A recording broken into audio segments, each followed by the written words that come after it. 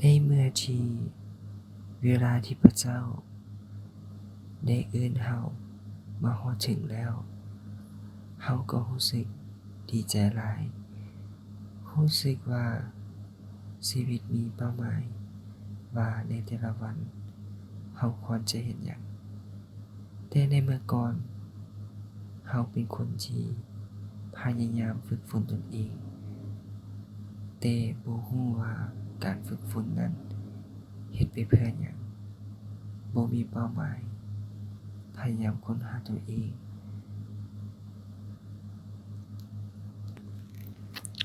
หลังจากที่เฮาได้รู้จักกับพระเจ้าสิ่งหนึ่งที่อยากขอบใจพระเจ้าที่สุดก็คือเฮาเป็นคนที่บ่ได้ตามหาพระเจ้าแม้แต่ใดเลย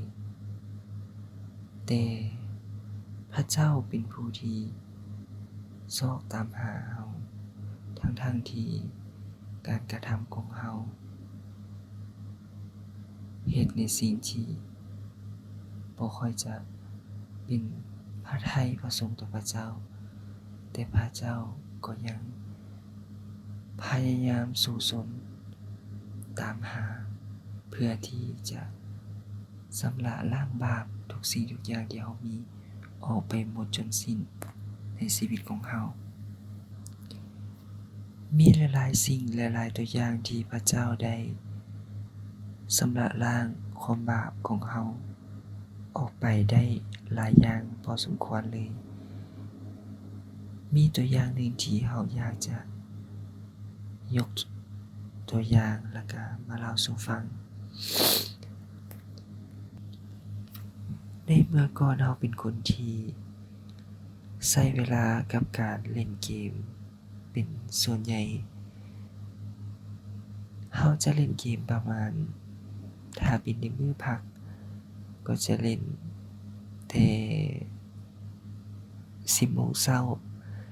จนฮอด6 โมงเช้าของมื้อใหม่รวมเป็นเวลาประมาณ20 ชั่วโมงคนในครอบครัวของเขาก็พยายาม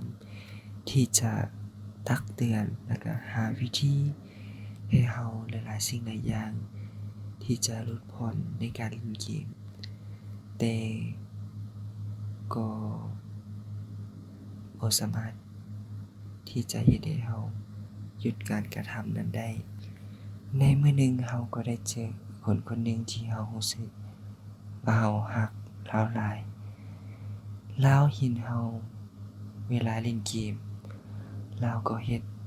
สีหน้าที่เสียใจที่เรารู้สึกว่าเวลาเราเล่นเกมแล้วมีพฤติกรรมที่เปลี่ยนไปเราก็ได้พยายามแนะนำเราให้ลดผ่อนการเล่นเกมเราก็เริ่มมีความรู้สึกอยากที่จะปรับปรุงตนเองที่จะ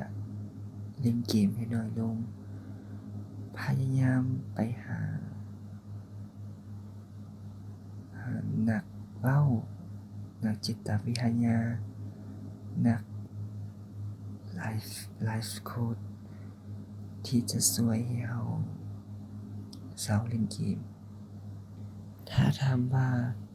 นักจิตวิทยานักไลฟ์โค้ชพัฒนาชีวิต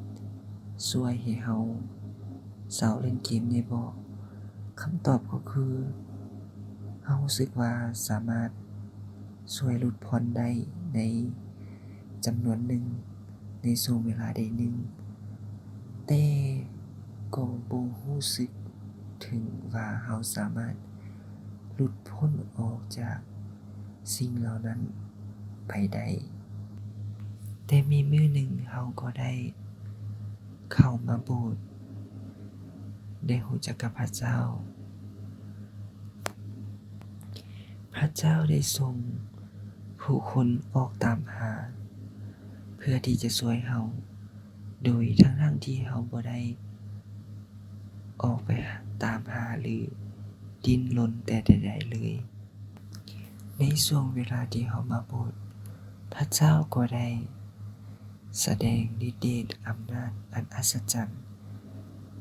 พระเจ้าได้ช่วยเราให้หลุดพ้น จากการเล่นเกมอย่างสิ้นเชิงเลยเฮ็ดให้เราเป็นคนที่บ่ได้มีความรู้สึกที่จะอยากเล่นเกมเลยบ่เพียงแต่หลุดพ้นเท่านั้นแต่ได้หายไปเลยจากความรู้สึกเหล่านั้นบ่มีแม้แต่นิดเดียวซึ่งเป็นสิ่งหนึ่งที่เรายังบ่ได้อธิษฐานต่อพระเจ้าแต่พระเจ้าได้ช่วยชำระเราโดยที่เราบ่จำเป็นต้องอธิษฐานพระเจ้าได้รู้ว่าสิ่งใดที่เราควรปรับปรุงสิ่งใดที่เราควรจะพัฒนาพระเจ้าจะเป็นผู้ชี้นำและมีอีกสิ่งหนึ่งที่เรารู้สึกอยากจะแบ่งปันให้ทุกคนได้ฟังคือในช่วงแรกๆที่เราได้รู้จักกับพระเจ้าแล้วเราได้พยายามตามหาเข้าหาใกล้กับพระเจ้าตลอดเวลาแต่เราลืมไปว่าเราบ่ได้เป็นผู้ที่ตามหาพระเจ้าแต่ว่าพระเจ้าจะเป็นผู้ที่ตามหาเราและจะเป็นผู้ที่นำพาส่งแสงสว่างให้แก่เราฉะนั้นการเป็นคริสเตียนในมื้อนี้สิ่งที่เราดีใจที่สุดก็คือเราได้คำตอบของคำถามในส่วนแรกของการเป็นคริสเตียนเราจะเข้าหาพระเจ้าได้แนวใดคำตอบนั้นก็คือพระเจ้าได้นำพาเราทุกสิ่งทุกอย่างโดยที่เราบ่ได้ห้อมขอโดยที่เราบ่ได้พยายามค้นหาแต่ทุกสิ่งที่พระเจ้าได้บอกเราและนำพาเรานั้นเป็นสิ่งที่ดีและเป็นพระพรแก่พระเจ้าอย่างแน่นอนและยังพร้อมทั้งเป็นพระพรแก่ผู้อื่น